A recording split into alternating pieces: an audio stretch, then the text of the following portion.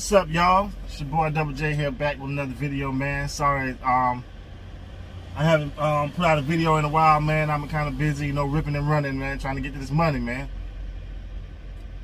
But my last couple of days, my last 2 days was hectic, man. Like, I took a load last week. I actually got it last Thursday, I believe, from out of Montana. I took a load to Montana and then found a load back from Montana to North Carolina, playing pretty good. 2 really good loads. Got the load from going to Montana was fine. No problems. Dropped that load, picked up the load from Montana, headed back to North Carolina. Got to North Carolina Monday morning. So gets to North Carolina Monday morning at the receiver, and backed up to the dock, and the guy was put the red light on me, and then he came out and got me and said, I need you to come inside. I was like, well, damn, I didn't even feel him back there. You finished already? So he took me inside, and he showed me, which I'm gonna post pictures of in this video, of the load that shifted off the pallets. It was a load of powder, some kind of powder they use to make medicine bottles or something like that. It went to West Pharmaceuticals in Kingston, North Carolina. So they didn't want to accept the load. They rejected the load because the load had shifted, and the guy was like, I'm not going to touch it. As soon as I go to pull it up, it's going to bust the bags at the bottom. So I spent all my day Monday back and forth with the agent, and the agent back and forth with the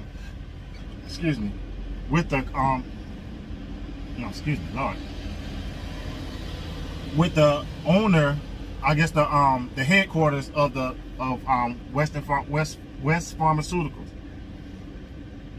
So after doing that all day and everything, he found somebody. He was like, well, the worst case scenario, we would have to take it all the way back to Montana, which I didn't mind. Y'all gonna pay me the same thing to take it back? Okay, I'll take it. I mean, I didn't mind that, but it was gonna be on. I mean, I wasn't gonna turn around and go straight back there right now, because I had, like I said, I had a wedding to go to the following weekend, so which really would have put me in a bind, because there's no way I could go all the way back to Montana and make it all the way back to North Carolina by the weekend. There's no way possible. That's over 2,000 miles, 2,200 to be exact. So the load shifted. We found out that the guy that loaded the trailer loaded everything straight down the middle. It was 12 pallets. He loaded 10 straight down the middle, and the last 2 he put side by side at the end of the trailer. Which I should have jumped up in there when I picked this load up and look at the load and everything like that, and make sure the load was straight. So I take partial blame for the load shifting, because I should have went up in my trailer and checked that, and not accept that way that load was set, because I knew that there was no way for me to strap that load. I mean, I don't know how you can strap. I mean, you could have strapped it. I mean, single. I would have had to have damn near 12 different straps, which I do have. I could have strapped it like that, but I mean, for him to load it like that and then don't say anything, like I got it loaded straight down the middle, because I'm on the ground and he had to seal the trailer. They had to seal the trailer, so I didn't seal the trailer. They had to seal the trailer. So when I pulled up, he was already shutting my doors, and he had one door shut, and I looked in, you know, to check the back, and I just saw 2 pallets side by side. So I'm thinking all of them are side by side. Come to find out, only 2 were side by side, the last 2 at the end, and he had the other 10 straight down the middle. Which, oh my God, that was a pain in the ass. So I had to shout out to Jim Smith at PHP agency at Landstar. I mean, he was a great dude, man. Like, I swear, every time I called him to see what was going on, get an update on what we're gonna do about this load, he was on the money. He was answering my phone calls. He was returning my text messages. He went out his way. He found somebody to rework the load for me, and get it back on pallets, straight back on pallets, and then rewrap it for them to accept the load. They finally accepted the load on Tuesday morning. I got it. I was able to. He got me an appointment at some place 40 miles away to get the load reworked and rewrapped 8 o'clock Tuesday morning, and then they were done by like 10, and I was back at West Pharmaceuticals by like 11:30 and out by like 1:30. So it worked out. And Jim was able to get me more money for the time spent as far as detention pay and layover pay, and he was able to get the shipping company to pay for the rework. So it was a plus on my end, you know, but it was a lesson learned. You know, make sure no matter what, you get in there and you check your load and make sure it's secure, because once you leave that shipper, that load is on you. No matter what. Like I came out, you know, lucky on this end, because they could have made me pay for that load getting reworked and everything like that, and then didn't pay me nothing as far as detention pay and everything like that, because, you know, but you know, I didn't scream on him. I didn't catch an attitude with Jim or anything like that. You know, I stayed professional.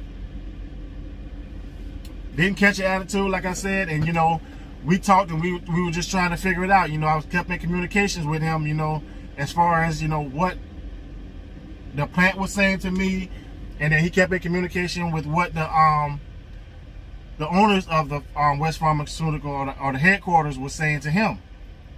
So it was never I was stuck out there in the blind, like, what am I going to do with this whole load and everything like that. At one point I did. I was like, oh my God.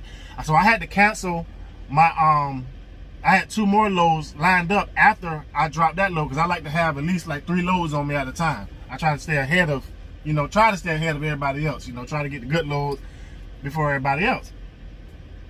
3 great loads, man. And I had to cancel, you know, and they were understanding of what was going on, you know. And it was just man, it was a bad day, man. Like, Monday was terrible for me. Like, but I didn't, you know, I didn't get upset. I was upset. I didn't get upset, but it bothered me that I had to cancel 2 loads, because they were, man, that was good loads, man, and it wasn't going far or nothing, man.